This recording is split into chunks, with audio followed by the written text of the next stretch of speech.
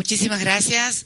Muy buenas noches a todos y a todas, a todos los señores representantes de los empresarios, hiperempresarios, los compañeros trabajadores, también a los compañeros trabajadores y trabajadoras de la prensa que hoy nos acompañan. Le damos también la bienvenida al nuevo delegado de la Organización Internacional del Trabajo que nos acompaña. Y la verdad que sí, que son 12 años, ¿no? 12 años de reuniones en este lugar del Consejo del Salario Mínimo Vital y Móvil, que estaba contemplado en la Constitución, porque se habla mucho de la Constitución en el país y se hablan mucho de las instituciones en el país. Pero realmente este fue el gobierno que puso en marcha precisamente este instituto, que es un instituto de carácter constitucional. Y como señalaba Funes de Rioja, en los 12 años jamás el gobierno tuvo que laudar. ¿Qué significa esto para los que no entienden cómo funciona el mecanismo? Se sientan los trabajadores, se sientan los empresarios, se siente el Estado, bueno, y discuten 1, 2, 10. Y puede ser que no lleguen a algún acuerdo, y como no se puede estar discutiendo eternamente, si hay un momento, un instante en el cual no se logra acuerdo entre la patronal y los trabajadores, bueno, el Estado lauda. ¿Qué quiere decir? Fija unilateralmente, independientemente de la opinión de los empresarios y de los trabajadores, un determinado porcentual de aumento, o no fija un porcentual de aumento también, pues también eso es posible. Esto nunca sucedió. La negociación tripartita siempre funcionó adecuadamente porque el objetivo es que haya acuerdo entre capital y trabajo, porque esta es la manera que concebimos nosotros más adecuada para funcionar la economía. Y lo hemos hecho, a pesar de los avatares. Yo quiero referirme al término avatares como un eufemismo, porque en realidad avatares siempre hay en la vida. Lo que hemos sufrido en estos 12 años en algunos momentos es un poquitito más que avatares, son casi, bueno, intentillos. Bueno, no vamos a entrar a definir porque no vamos a discutir, sino mañana va a haber. Lo importante que mañana los trabajadores y los que no son trabajadores, los argentinos, nos vamos a levantar una vez más y vamos a ver que el Consejo funcionó, que otorgó un aumento del 28,5 puntos, que eleva el salario de los 200 pesos, 200 pesos del salario mínimo vital y móvil, que regía en el 2003 a 6.060 pesos en esta adecuación que se ha hecho en este último porcentual, que se divide en dos etapas, 18,5 a partir del 1 de agosto y el 10% no acumulativo a partir del 1 de enero. 6.060 pesos, 2.930% de aumento, casi 30 veces. Lo pueden deflactar con los índices que mejor se le ocurran, de acá, nacionales, internacionales, de la China, de donde quieran. Y no va a haber en el mundo un aumento del poder adquisitivo de los trabajadores, de las características, de la entidad y de la envergadura que se han hecho en estos 12 años, con viento de cola, con viento de frente, con zancadillas, con de todo. Pero lo que hemos preservado ha sido fundamentalmente lo que para nosotros es uno de los vectores. Ahí te hacen alguna cosa, no importa. Uno de los vectores fundamentales, que es el mercado interno. Y sostener el mercado interno es sostenerlo a través del consumo. Nosotros somos firmes sostenedores de la necesidad de inyectar recursos, porque es primero la demanda y luego la oferta. Nadie invierte en un país si no tiene la certeza de que se lo van a comprar. Pero además, esto ha sucedido en un contexto internacional que ha sido totalmente fluctuante, porque de lo que podría denominarse el viento de cola de la primera etapa de este periodo de 12 años en el que tocó gobernar fundamentalmente a Néstor, él siempre me decía: a vos te van a demandar mucho más que a mí, porque como yo estábamos, que si me hacían así, se caía el país, todos se cuidaban más. Cuando comienzan a ser satisfechas las demandas, las propias expectativas de la sociedad en seguir subiendo escalones va generando mayor presión, mayores demandas y también mayores tensiones en la sociedad. Con lo cual, la propia dinámica del crecimiento va al mismo tiempo generando tensiones. Y no tenemos que asustarnos ni de las tensiones ni del conflicto, sino de la capacidad de una dirigencia y fundamentalmente de un gobierno para poder encauzar adecuadamente esas tensiones. Yo les decía una primera etapa de viento de cola, pero después vino la crisis del 2008. Sí, acá el ministro me apunta, llevamos 7 años de crisis global. 2008 el mundo no se volvió a recuperar más. Hubo altibajos, crecimiento. En el 2009 volvió a caer. Hoy estamos con problemas porque nuestros principales socios no están creciendo, u otros que crecían a 2 dígitos, como por ejemplo la República Popular China, ya se han puesto como meta que van a crecer a 1 dígito. Ni qué hablar de lo que está sucediendo en el mundo. Hoy estaba leyendo cuando venía aquí que en Grecia se venden las islas de Grecia a precios de remate. No hablemos de los trabajadores, del 60% de desocupación en los jóvenes de 18 a 30 años, de la reducción de las pensiones. No hablemos de las imágenes que nos refrescaron lo que nos pasó en el año 2001, esos jubilados, esa foto de ese jubilado que recorrió el mundo llorando, sentado en el piso contra la persiana de un banco cerrado que se había quedado con sus recursos, con sus ahorros. Y bueno, la verdad que lo que dijo el representante de la CTA y lo que dijo Antonio Caló, titular de la CGT Argentina, esto es inédito en el mundo. Y la presencia de un presidente también es inédito. ¿Y por qué me gusta estar sentada aquí? Porque quiero remarcar que para nosotros esta política es una política fundante, es una política importante. Es importante para el presidente de la República que los trabajadores y el sector patronal puedan ponerse de acuerdo y podamos lograr a través de medidas de políticas públicas como el Ahora 12, como el Plan Comprar, como Precios Cuidados, haber reencauzado los problemas. Y yo creo que esto, si seguimos en esta senda, esto se va a acentuar. Hoy estaba leyendo un informe de la FAO, cómo han disminuido, cómo se han eso que dijo el ministro, los precios de los alimentos que son vitales.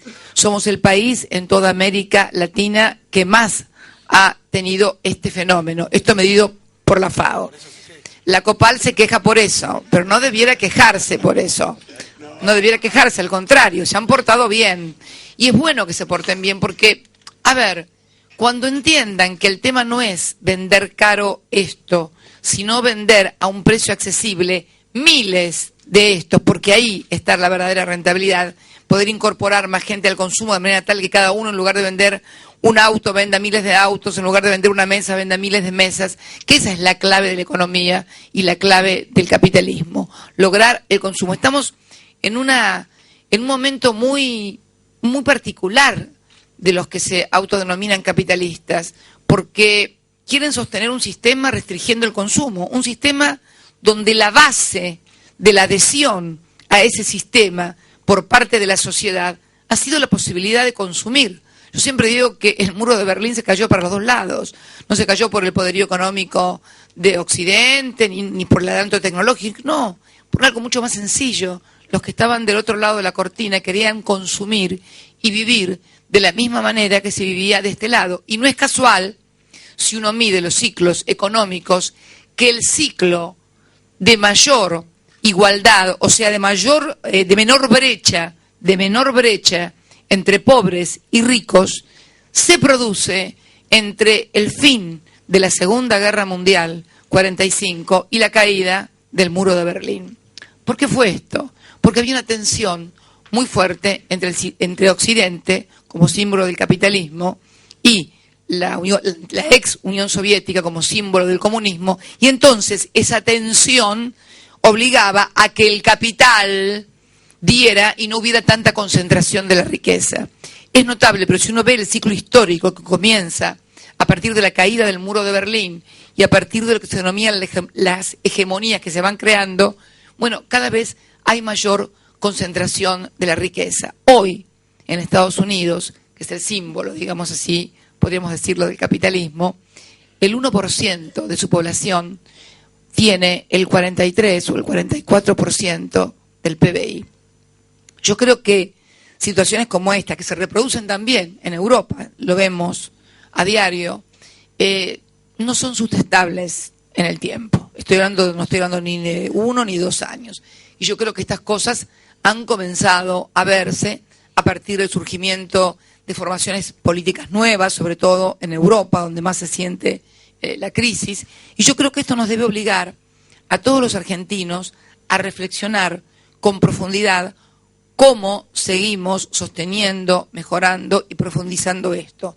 Hoy Funes de Rioja hablaba que a pesar de las economías regionales, uno de los principales problemas que tenemos es de comprensión, que los problemas de las economías regionales no pueden ser tomados en forma uniforme, en forma homogénea.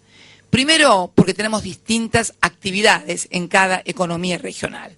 Algunos precios han caído, en general los commodities están cayendo cada vez que el dólar sube, y el dólar está subiendo en todo el mundo con respecto a todas las monedas, baja el precio de los commodities. Es casi una relación directa. Por eso también es tan importante seguir sosteniendo la reindustrialización, que es el valor agregado y la generación de puestos de trabajo de calidad, y también el agregado científico y tecnológico. Esto es imprescindible. No podemos reprimarizar nuestras exportaciones. Entonces, el tema de las economías regionales, tenemos 2 cuestiones estructurales. Primero, la diversidad de las economías regionales y también el tamaño de cada productor dentro de cada economía regional. Porque el fenómeno de la concentración en la economía a nivel global se da también a nivel de las economías regionales, a nivel de las producciones, fundamentalmente de los commodities, donde se van agrupando cada vez, concentrando cada vez más, y los pequeños y medianos productores, bueno, obviamente, por una cuestión de relación de fuerzas, reciben un precio mucho menor de sus productos de lo que luego son comercializados por quienes los adquieren. Esto requiere la intervención, tal vez, de nuevos instrumentos del Estado en una forma más fuerte, porque claro, los precios de las economías regionales son precios internacionales, no pueden ser determinados por nosotros. Y el tamaño de un productor, por eso las últimas medidas que hemos tomado en materia granaria, en materia de la leche, es para pequeños y medianos productores. Claro, uvas, peras y manzanas, o sea, un productor, por decir, cañero, de tantos kilos de caña, tantas toneladas de caña, no es lo mismo que el que procesa la caña, vende el papel, la mejor azúcar, no digo el nombre, pero ya todos saben quién es. Pero esto se produce, no es contra nadie en particular. Esto se produce, acá está el amigo de la Copal, para que no se ponga nervioso, le voy a poner algún otro ejemplo que no sea de la Copal. En el acero pasa lo mismo, no es lo mismo un pequeño taller metalúrgico que los amigos de acá de Caló. Bueno, en fin. O sea, no es lo mismo que caiga el precio del acero para un pequeño taller que caiga el precio del acero para un gigante que tiene casi un poder monopólico en materia de mercado. Entonces, por eso no puede haber medidas uniformes y globales. Hay que ir sector por sector de acuerdo a tamaño de producción y también viendo cómo se integran las cadenas, porque lo que tenemos que lograr es que esos pequeños productores vayan integrando las cadenas, eslabonando las cadenas, para que puedan ir dándole valor agregado a sus productos. Si producen un poquito solamente en la economía regional y además no le agregan valor, esto se va a seguir agravando con el paso del tiempo. Por eso es muy importante la presencia del Estado y la continuidad de las políticas y de un Estado activo, y también la necesidad muchas veces de que cada economía regional, cuando ve que un producto ha dejado de tener mercado, porque también hay otro problema, y en el tema de la fruta, no quiero mencionar, pero hay un tipo de fruta que ha dejado de tener colocación en el mercado, ya no se demanda esa fruta, sino una fruta más pequeña. Otra forma, bueno, cuando el mercado global cambia la demanda del consumidor, no podemos seguir sosteniendo a un productor si ese productor no se renueva y cambia. Para poner un ejemplo, el ejemplo de lo que fue el vino común de mesa, que fue el producto de tantos argentinos durante tanto tiempo, luego cambiaron los gustos del consumidor. Se dedicaron a las bebidas colas o a la cerveza. El vino de mesa cayó. Bueno, no podríamos haber sostenido a esa producción de vino de mesa que no tenía colocación, ni en el mercado interno ni en el mercado externo. ¿Qué hizo el sector? Se reconvirtió en vinos de alta gama, con pequeñas bodegas, más sofisticadas, con mucha tecnología, con mucho valor agregado, con marketing, en fin, con todo eso. Bueno, yo creo que ese fenómeno tiene que reproducirse en todas y cada una de las economías. Cambiar conjuntamente con el mercado, salvo que uno sea tan inteligente que invente algo que el mercado se lo demanda, como fue Steve Jobs o cualquiera de esos, ¿no? Bill Gates, claro. Allí sí funciona el tema de la oferta y después la demanda, porque alguien crea. Como fue, además, en la fundación del capitalismo, cuando Henry Ford inventa el auto, o Edison con la lamparita, bueno, pero de esos... con la virome. Pero de esos, ¿cuántos hay? No son muchos. Entonces tenemos que tener en cuenta estas reglas y comprender. Y fundamentalmente entender que el tema de la inclusión, y con esto quiero finalizar, cuando hablamos de inclusión no estamos hablando únicamente de los sectores vulnerables, de los sectores de la UH o de la UH por embarazo. No estamos hablando de eso. Cuando hablamos de inclusión, hablamos de una cosa mucho más amplia, porque la inclusión incluye fundamentalmente también al sector empresarial. Todos han sido incluidos. Hoy hay empresarios que no eran empresarios en el 2003. Hoy hay grandes empresarios que en el 2003 eran pequeños o medianos empresarios.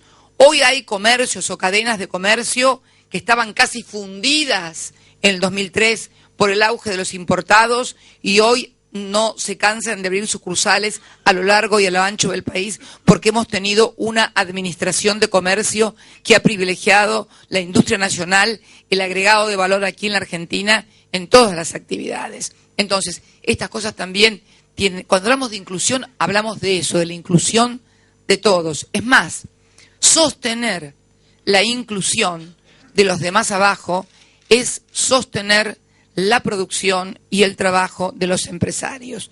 ¿A quién le venden los televisores? ¿A quién le venden las computadoras? ¿A quién le venden los alimentos? Por ejemplo, la COPAL es una de las sectores más beneficiados por las políticas de inclusión social de los sectores más vulnerables. ¿Por qué?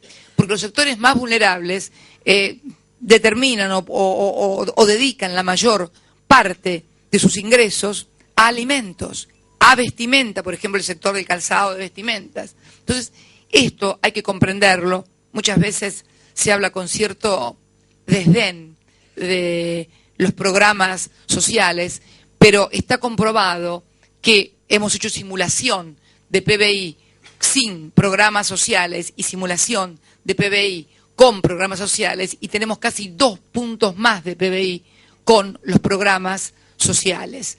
Entonces, esto significa crecimiento de toda la actividad económica. Esto en lo que hace a la fundamentación económica y, por supuesto, lo que hace a la sustentabilidad institucional y social de un modelo, porque tampoco se puede vivir con el 25 o el 30% de la gente a la intemperie. No hay país, y sobre todo en la Argentina. ¿Y por qué sobre todo en la Argentina? Bueno, porque hace muchos años hubo un señor y una señora que en el año 45 decidieron que los trabajadores tenían derechos, porque aunque no se crea, en aquel momento, hasta que llegó un señor a la Secretaría de Trabajo y Previsión, no había aguinaldo, no había vacaciones pagas, no había licencia por enfermedad, y puedo seguir enumerando derechos que hoy resultan casi imposibles de creer que en algún momento alguien, si se enfermaba, era despedido o no se le pagaba el sueldo los días que estaba enfermo, o no había vacaciones, o no había aguinaldo. Es más, cuando lo metieron preso a Perón, no pagaron el aguinaldo y decía que se lo fueran a cobrar a Perón. Bueno, esto creó un piso de conciencia social en la Argentina que hace no sustentable los procesos políticos, por lo menos en democracia, sin que haya un bienestar en la sociedad. Entonces creo que todo esto nos tiene que dar, y lo que hemos vivido nosotros también en democracia, desgraciadamente en el año 2001. Afortunadamente, en esa oportunidad, por primera vez en la historia reciente, por lo menos de 1930 a la fecha, la democracia pudo superar, dentro de los propios mecanismos que prevé la Constitución, la más grave crisis económica de la que se tenga memoria. Y hoy, a 12 años, podemos mirar para atrás, no por el espejo retrovisor, no para darnos vuelta, porque si miramos para atrás podemos chocar, por el espejo retrovisor, para no equivocar el camino y seguir adelante sin prisa, pero tampoco sin pausa, pero también sin pausa. Así que yo quiero agradecerles a todos ustedes esta presencia multitudinaria en esta reunión número 12. La del año va a ser el 13, espero que sea bueno, porque el 13 siempre es un número, a mí no me gusta mucho el número 13, pero bueno, no importa, lo tienen que hacer bien ustedes, todos, los trabajadores, los empresarios, y lo vamos a hacer bien, como siempre lo hemos hecho en estos 12 años. Así que felicitaciones una vez más a ambos, empresarios y los compañeros trabajadores que han logrado, a merced a los buenos oficios de el ministro de Trabajo y el nuevo paritario que tenemos, Axel Kicillof, que ha aprendido muchísimo en estos 2 años de ministro, y ustedes también han aprendido con Kicillof. Así que, porque esto es ida y vuelta, no hay aprendizaje de un solo lado, se aprende siempre de los dos lados y todos los días se sigue aprendiendo.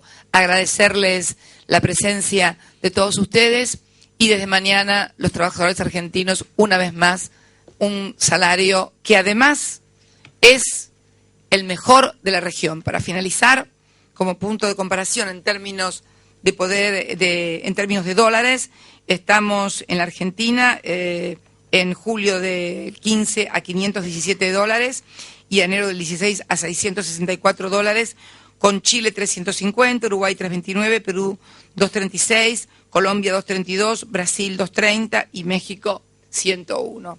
Esto, por eso digo, pueden compararlo con todos los índices que quieran. Ni hablar si lo ponemos en términos de paridad de poder adquisitiva, porque no es lo mismo tener lo que se puede comprar con $100 en alguno de estos países que lo que se puede comprar con $100 aquí en materia de alimentos, de vestimenta, etcétera. Así que creo que hemos hecho una buena tarea. Todavía falta, tenemos que reducir aún más el trabajo no registrado, tenemos que contemplar la posibilidad cierta, concreta, de conformar ese Consejo Social, Económico, porque el mundo va a ser más difícil aún, con lo cual va a ser necesario más diálogo y más acuerdos todos los días, y distintos acuerdos también, porque también lo que se produce en las economías regionales se produce también en este ámbito.